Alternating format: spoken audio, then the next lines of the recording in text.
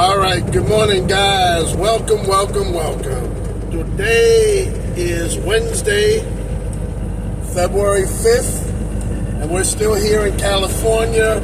We're on the I-5 going southbound. We got to get our butt over to Riverside, just past the LA area, and deliver this load. We're due for like a 9 a.m. Delivery. Right now, it's GPS is saying we'll be there at 8 o'clock, and trust me when I tell you, I don't believe it, because I know we're going to hit some traffic on the way down there. But this is still that same cargo of firewood that we picked up in Durham, upstate California. So it's going over to Riverside, and then we're going to do a 34. Guys, I want to talk about today. Finally, I got to digest a little bit about that recent blockbuster trade between the Dallas Mavericks with Luka Doncic and AD, Anthony Davis from the Lakers. Here's my take on it. First of all, I want to talk about some of the players who are no longer with the LA Lakers. Let's go back a few years. Remember, we had Dwight Howard. He was a two-timer with the Lakers. He's not there no more. Now, was his problem his game? No, I don't think so. I think his game was about 90% there. He was still in shape, tall, about 7 foot, I believe. And the famous nickname of him was he used to go by Superman. Always a laugh, barrel of laughs, try to be a comedian and stuff. And sometimes when you try too hard, you could be detrimental to the team. So I think because of his career, he already made the money he needed to make.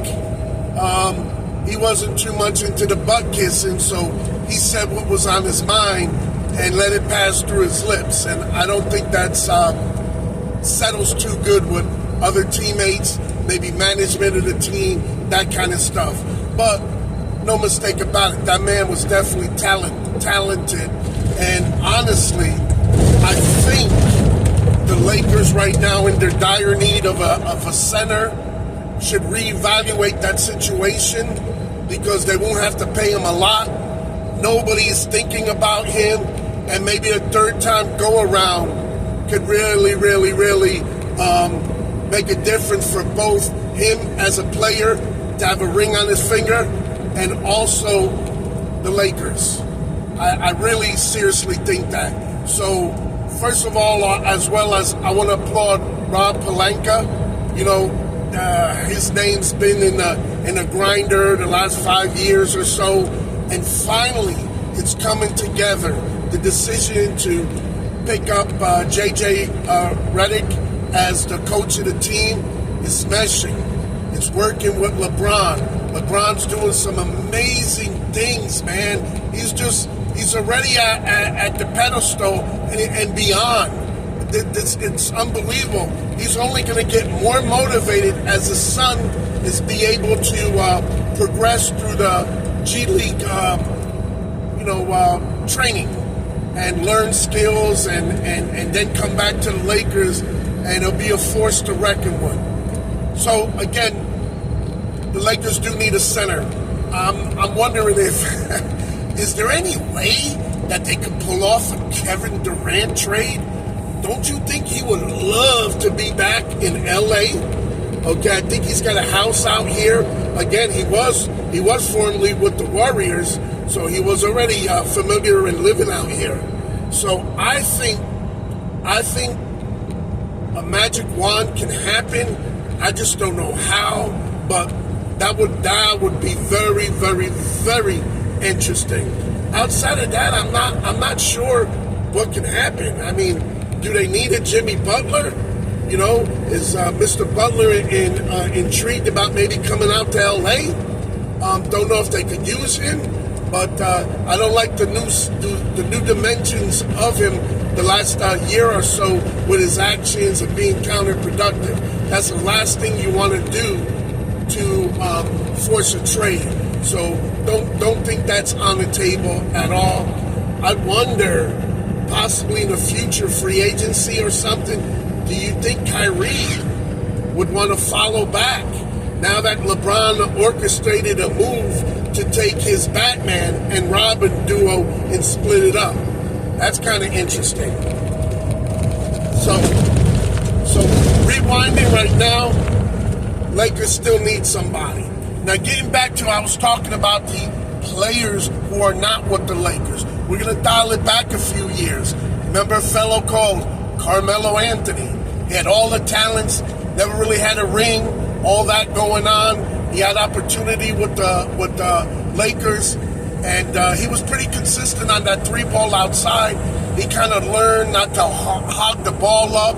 He was a role player, and he kind of excelled. But he's no longer with the Lakers. Makes you think. To me, these next few people I'm going to talk about a little bit was partially Dwight Howard as well. They have a flaw to where they got money in their pocket. They got a few years in the league, so they're considered a veteran. And they figure they're going to shoot them out or speak their mind, and that's it. And they're going to be cool about it. But what's not cool is they're no longer with the team. So I think Carmelo Anthony was a little detrimental to the team as far as possibly the attitude, the mindset. Gone. Okay? Who else is gone? Look at Russell Westbrook. Okay? Russell Westbrook, man. He had the talents. The man averaged a triple-double for, I think it was two seasons, 3 seasons, whatever. You cannot deny the talents that man possessed. Now, they were calling him LeBrick, but he didn't have good hands. He kept losing the ball, and I think it was not that he didn't want to try. He was over-trying. He needed to take a step back. I think Shaq was trying to give him advice a little bit. Slow it down. Slow the speed down. Okay? He really had the skills to dribble through, break up the defense, and maybe pass the ball to somebody open. The problem was in that transition is he was coughing up the ball. Or when nobody was open, he had an easier shot. Was bouncing off the rim, not making it. So he was, I don't want to say he was lacking confidence, but he was lacking confidence because he wasn't producing. He didn't have that motivation, He was on a great team there, a lot of future Hall of Famers, but the problem was, the ball wasn't dropping through the net, okay? So it kept him under a microscope. Everything he did, all the turnovers, not making points, just not good, not good. And it's a shame because me personally, I really liked Russell Westbrook, and he's a star. You cannot deny that. His attitude wasn't maybe the great mindset, but in other words, he moved on. I think he's over with the Denver Nuggets right now, making things happen. So I wish him really, really good luck. Let's say who else? Who else can we say? You had one or two more players. I can't recall them right now, but basically they changed the landscape. Oh, I want to obviously talk about AD. I almost forgot. Now you're saying, oh, well, he was just because of the trade and we got Luka Doncic. But you really are underlining factors. Why did you trade a guy you gave so much up for to get here? Now you did get a ring, so you did able cash out some value on the loss of all those trades, picks and the money and whatnot. But I think as well, same thing, that demeanor. Okay, I've seen a few Laker games in person, even on TV, and the man would dress real great, like he was enjoying a vacation when he was hurt, but it was hurting the team. But the thing that I thought was a problem is I don't think he was fully motivated. I don't think... Now, LeBron was key in extracting potential out of him, but it was too much work, to get him to be motivated consistently to do what he could do. They waved the bait in front of him about him being the future face of the Lakers franchise, and yeah, he just I don't think he was as motivated like that. So the problem was he was detrimental. He was going to stop, and the Lakers recently proved they could win without him. I already knew it. They knew it. They showed, and they realized, hey, let's cash in some value. Let's get rid of some dead weight. And I'm not trying to disrespect AD because the guy's talented and whatnot. But when you lose that motivation, you're gonna be the reason other people in the locker room lose motivation. You know, Lakers got some new recent picks that they're putting into action, and some other players. It's just been flowing good.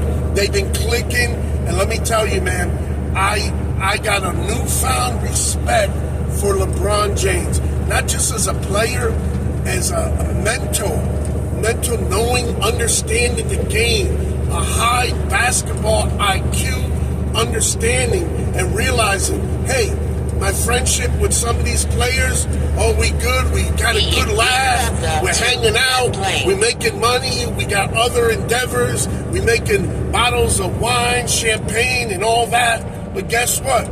It's not equaling, it's hurting the team. The man stepped up and realized, hey, we need to change some faces and talk to some new places. And that's what he did, and I think the Lakers are stronger, man. And to know that they're doing these moves when they're winning, these aren't moves of desperation of a losing team, a losing season, and try to salvage, because Lord knows the Lakers done been there before. They're doing this on the progression, on the upswing. That's some teams ain't even thinking about it because they're too excited. They're winning. They're putting more asses in seats. They're selling advertised revenues up.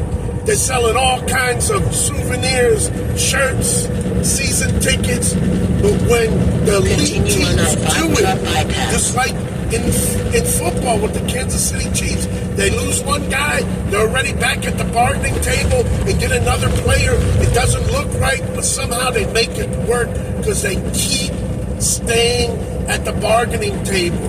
They look at what's out there. What can they work with? Give us this, we'll bring you to this level. So for Luka Doncic, I think there's nothing.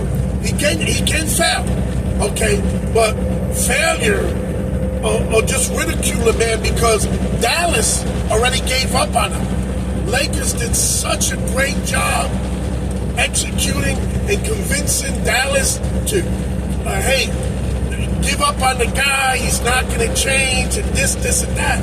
And that may be true, but don't take nothing away from Luka. Because when you got a new address, you're in a new state, and now you're stepping it up, making it exciting and making it challenging for the guy.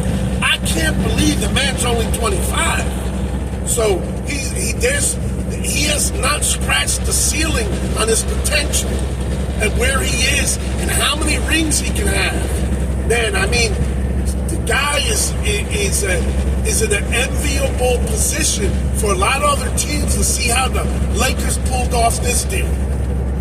Well, getting back to it, man, it's exciting. Let's see what the season holds.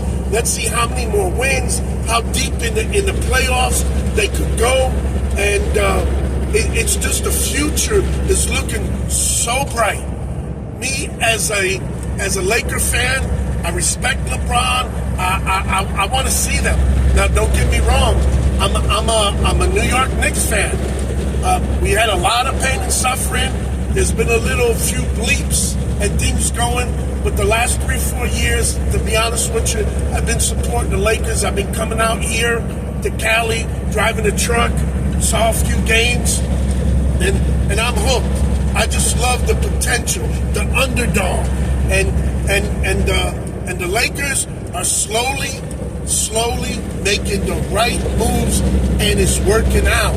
They're not just signing checks, just grabbing all kinds of free agents. You know, they pulled those deals where they got veteran minimums before, and they made it work. They rent the player for a season and see what happens. Now talk about renting a player. You know, Luka Doncic, he lost out on $130 million by not being able to get that max contract. So this year for him at the Lakers is going to give him that opportunity to say, hey, we want that contract, you know? We want that contract. So let's see what happens. God bless. And all we can do is sit back and watch the Lakers show. I wish them the best. I hope nobody gets hurt. Everything's intact and they roll like that. God bless. Be safe. Keep it between the lines. Please like and subscribe. Let me know how you like my commentary on the sports. And, you know, that's what it's all about. Having some fun and discussion and possibilities. All right? Good luck with whoever's going to win the Super Bowl. Let me know who you think the choice is. I think it's Kansas City Chiefs, and they're going to make history. God bless. Let's go Patrick Mahomes and Chiefs.